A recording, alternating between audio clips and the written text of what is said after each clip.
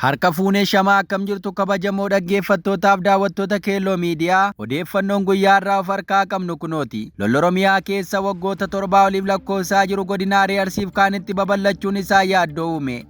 Oromiyaa keessatti lola waraana bilisummaa Oromoof humnoota mootummaa gidduu nagaan akka dhumuuf gaafatamaa turus lolli kun itti fufuun fiixee sodaachisaa irra ga'uu isaa himameera. Waraanni kaleessa kibba Oromiyaa fi lixa Oromiyaa qofa jedhamaa ture guutuu Oromiyaa dhuunfachaa dhufuun hawaasni ba'aa gala akka yaadda'u taasisuu irratti argama.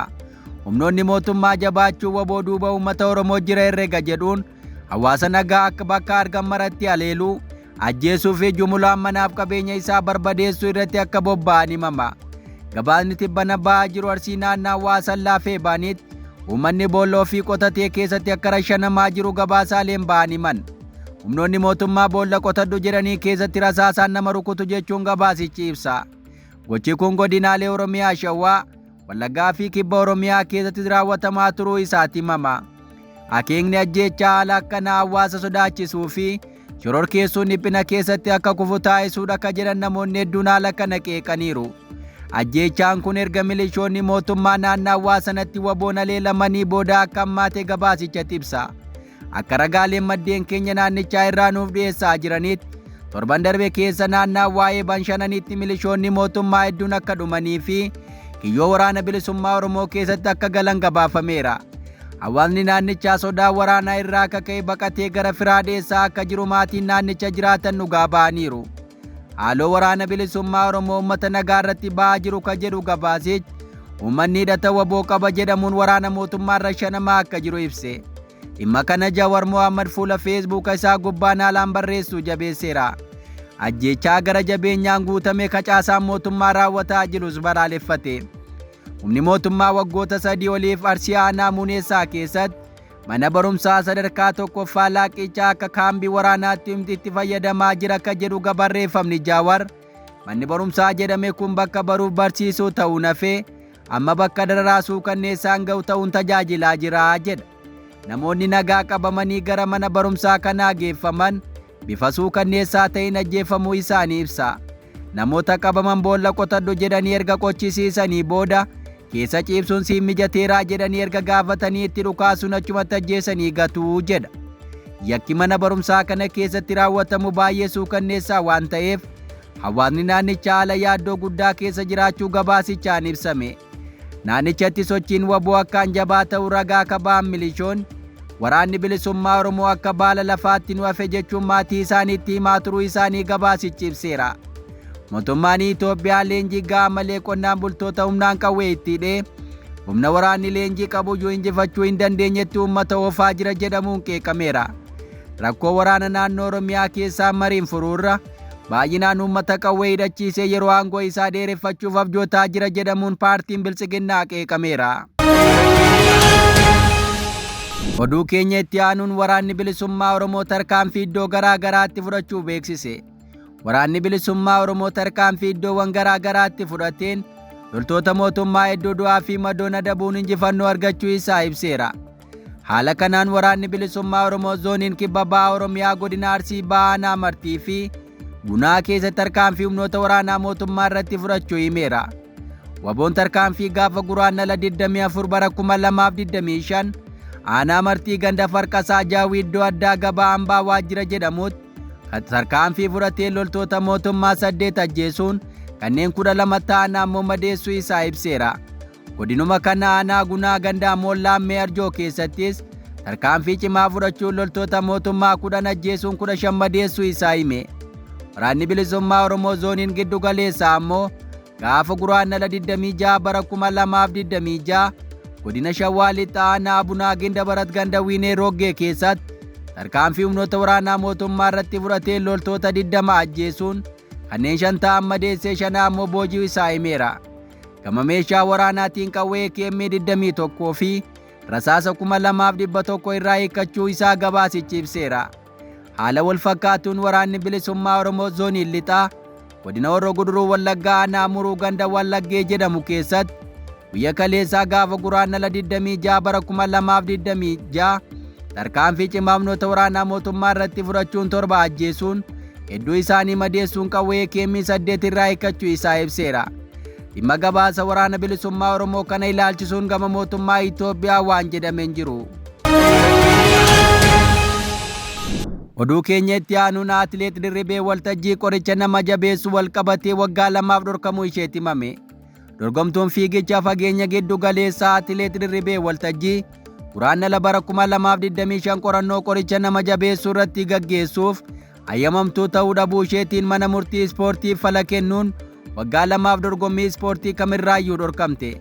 Atileetiin kun saamuda kennuuf ayyamamtuu ta'uu erga diddee kaastee bu'aa isheen galmeessiste akka haqamees murteen darbeera. Bitootessa bara 2025 keessa dorgommii chaayinaatti gaggeeffameen shaampiyoonsii mana keessaa idil addunyaa irratti 2ffaa ba'uun dorgommii meedaaliyaa meetiitti argattee sababa murtee kanaan jalaa haqameera. Dhaabbanni farra fayyadama qoricha jabeessuu Itoophiyaa badii tokkollee hin raawwanne jechuun atileetii kanaaf falmullee atileetiksiin addunyaa gama isaatiin waggaa 4 akka dhorkamtu jechuun mana murtii dhimma ispoortiif fala kennuu kana gaafateera. Manni murtichaa kamisaa akka beeksisetti Dirribeen waggoota 2 dorgommii ispoortii kamirraayyuu dhorkamteetti. Atileetiin kun guraandhala 25 bara 2025 irraa kaastee haga guyyaa manni murtichaa murtee dabarseetti bu'aan galmeessite hunduu kufaa ta'u jechuun manni murtichaa ibsuu isaa gabaasichi eereera. Oduu keenya birootiin filannoo waliigalaa 7ffaa wal qabatee fayyadamtoonni waasaappiitti kan xiyyeeffate haleellaan gama marsariitii taasifamaa jiraachuutu ibsame. Bulchiinsi nageenya odeeffannoowwan marsariitii insaan filannoo biyyaalessaa 7ffaa wal qabatee Itoophiyaa keessatti gochaawwan badii geessuuf itti jiran fayyadamtoota moosaajii waasaappii irratti xiyyeeffachuun haleellaan taasifamaa jiraachuu ibse. Dhaabbatichi akka ibseen qaamoleen kun haleellaa kanaan aangaa'ota mootummaa, barattoota biyyaan ala jiraatan, kanneen barnoota fagoo karaa marsariitii namoota hordofanii fi namoota dhiibbaa geessan jedhaman irratti kan xiyyeeffate ta'uu ibse. Warreen marsariitiin odeeffannoo butuuf hojjetan kun deeggartoota paartii fakkaachuun xurree marsariitii cuqaasamuu erguu ka dabalatudha jedha. Kana malees buufataawwan filannoo maqaa kaadhimamtootaa baruufis xurree kana cuqaasaa dhaamsa jedhus ni ergu jechuun dhaabbatichi ibse. Erga fuula nama dhuunfaa san keessa seenanii boodas sababoota akka nan dhukkubsadhee naatumsaa filannoon wal qabatee maallaqa na barbaachisa jedhan diriirsuun herrega baankii erguu isaanii gabaasichi ibseera. Warreen barnootaaf biyyaan alatti barnoota hordofan yookaanis barnoota isaanii fageenyaan hordofaniif ammoo odeeffannoowwan viizaa kaffaltii barnootaaf fakkeessuun akka dhaamsa ergan sunis akka waasaappii isaanii jeequ eerameera. Gama biraan lakkoofsa nama dhuunfaa fayyadamuun yoo yaalii fuula waasaappii seenuuf jedhan lakkoofsa icciitii ergamu dogongoraan si bira seene jedhanii gaafachuunis hojiin icciitii namaa butuu akka hojjetamaa jiru ibse. Kanaafis lakkoofsa mirkaneessa fayyadamaa sadarkaa 2 qabu eenyuufuu akka hin qoonne, dhaamsaawwan mirkaneeffannaaf ergamanis nama akka hin dabarsine, xurreewwan shakkisiisoo ta'anis akka hin tuqne bulchiinsi nageenya odeeffannoowwan marsariitii insaan akeekkachiiseera. Bulchiinsi nageenya odeeffannoowwan marsariitii insaa bara hojii 2018 kana ji'a 6 keessatti haleellaan gama marsariitii 13,443 raawwatamuu gabaasuun kan yaadatamu. Sadarkaan qolannaa dhaabbatichaa dhibbantaa 97.8 ga'us bulchiinsi nageenya odeeffannoowwan marsariitii insaan ibseera. Oduu keenya itti aanuun mariin Ameerikaa fi Iraan milkii dhabuun isaa dhaga'ame. Hariiroon Ameerikaa fi Iraan jidduu jiru haala yaaddessaa irra ga'uu isaa kan agarsiisu biyyoonni lamaan waliin mari'achuuf yaaliin taasisaa turan gufachuu isaatu dhaga'ame. Gama tokkoon mariin dippiloomaasii bu'a dhabeessa ta'aa dhufuu isaa, gama biraatiin ammoo qophiin waraanaa gama lameeniinuu taasifamaa jiru ba'aa giddu galeessaa gara dirree waraanaatti geessa jedhamuun yaaddoo guddaa uumeera. Dhibbana mariin jiddu galeessummaa Oomaanii fi Swiizerlaandiin Jeeneevaatti eegalame bu'aa qabatamaa utuu argatiin goolabamuun beellamni biraan guyyaa biraatti dabarfamuu isaa Deutsche Welleen gabaaseera. Qondaaltonni Teheraan akka jedhanitti Ameerikaan duraan sagantaa niwukilaraa qofaa irratti xiyyeeffachaa akka turte, haa ta'u malee yeroo ammaa gaaffiiwwan haaraa dabalataa dhufuu ishee qeeqaniiru. Akka jedhametti baay'inaa fi fageenya misaa'ilotaa Iraan hir'isuu, deeggarsa Iraan gareewwan akka Hamaas, Hizbollaa fi Husiidhaaf gootu akka dhaabdu ka jedhu haalduree Ameerikaan qabattee jirtu ta'uu isaa Deutsche Welleen maddeen wabeeffachuun gabaase. Sagantaa niwukilaraa isheetti guutummaatti to'annoo jala oolchuun fedhii Ameerikaa ta'uu himuun kun ammoo Iraaniif kan hin liqinfamne ta'uu isaa gabaafameera. Bulchiinsi Ameerikaa akka Tiraampiin durfamu humna waraanaa guddaa naannichatti fe'aa akka jiru himamee dooniin waraanaa addunyaa irratti guddittii kataate US Gerald Raalford har'a kaaba Israa'el ga'uuf akka jirtus himameera.